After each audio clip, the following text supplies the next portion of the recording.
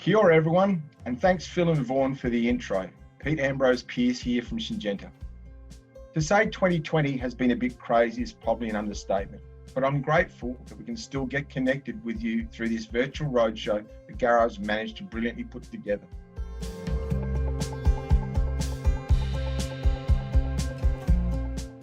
It was noted in New Zealand that you had another warm summer and autumn, and with that we noticed an increase in fly pest pressure. But unfortunately, due to COVID-19 restrictions, your industry was shut down from March. With future forecasts of similar conditions to last summer, we expect an increase again in more pests, and in particular flies. So we thought it might be a good time to take a look at this pest subject a little deeper. In this short presentation, we will cover the impact of flies and their behaviours, inspection and treatment advice and integrated pest management, and the advantages of spraying with demand CS.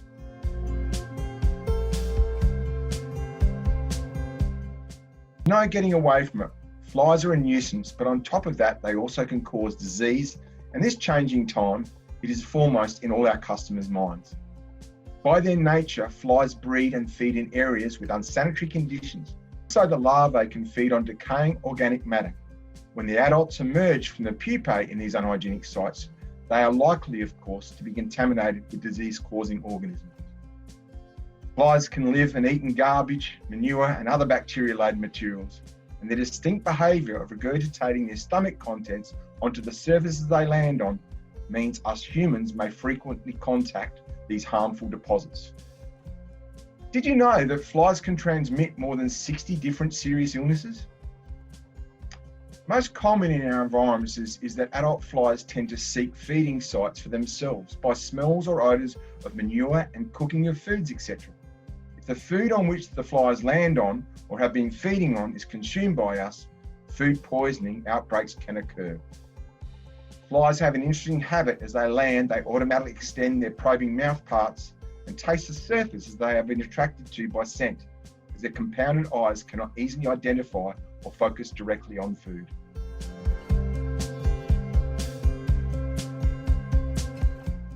Knowing what species you are dealing with is important. The most common species you're likely to encounter is the housefly, Musca domestica, which is identified by 4 lengthwise stripes on the upper or middle body. As with any pest infestation, developing an integrated pest management or IPM plan for housefly control is recommended. Thorough, sustainable IPM plan should include these basic guidelines. 1. Be certain that you've correctly identified the fly species first, as many different species look alike.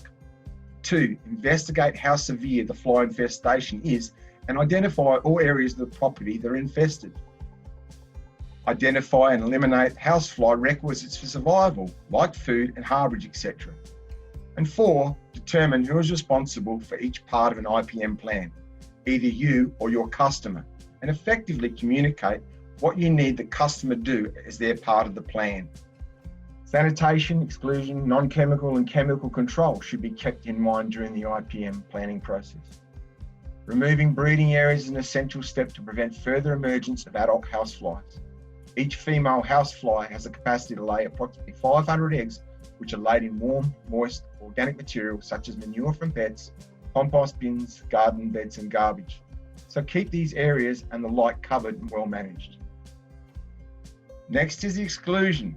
Flies can be kept out of homes with the use of the window and door screens, which, while this isn't common in New Zealand, it should be considered.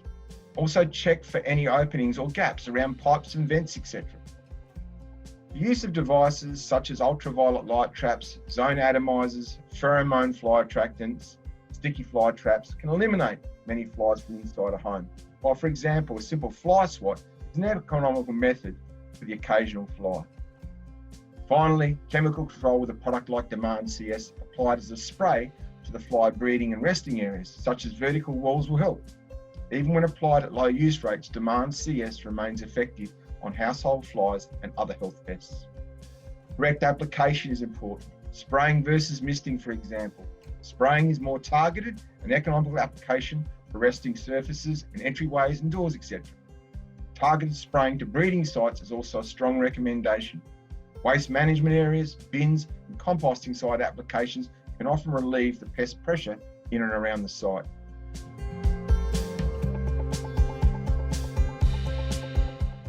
The main advantage of Demand CS is the formulation and its leading ICAP technology, which coats different size microcapsules of the active ingredient. Smaller microcaps release the AI quickly for quick knockdown of the active pest, whilst larger microcaps remain intact and release the AI at a later time for long-lasting residual control.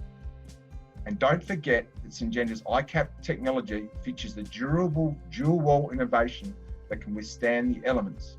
So the microcaps don't deteriorate prematurely from heat, UV light, or pH extremes. The capsules stay in place until picked up by passing insects and carried to other insects and their colonies. So thanks for your time and attention today. Hopefully you've given some timely reminders of good IPM. In conclusion, we have a promo only for today's Connect Roadshow. Purchase a 10 kilogram box of Talon blocks today and you'll receive a $25 FPOS gift card.